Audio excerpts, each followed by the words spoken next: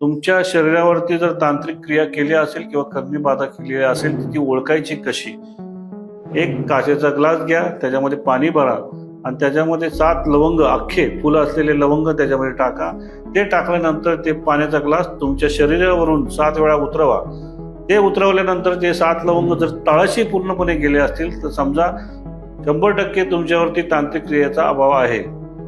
आणि त्याच्यामधील जर काही लवंग पाण्यावरती तरंगत असतील आडवे तर समजा तुमच्यावरती 50% तांत्रिक क्रियेचा असर आहे. आणि त्याचे जे लवंग पूर्णपणे उभे राहिले असतील तर समजा तुम्ही 100% पॉझिटिव्ह आहात, तुमच्यावर कुठलीही तांत्रिक बाधा किंवा क्रिया केलेली नाही. जर तुमच्यावरती काही तांत्रिक क्रिया जर केलेली असेल आणि ती निघाली तर नक्कीच मला संपर्क करा. याच्यातनं बाहेर कसं पडायचं नक्कीच तुम्हाला मी मार्ग दाखवेन.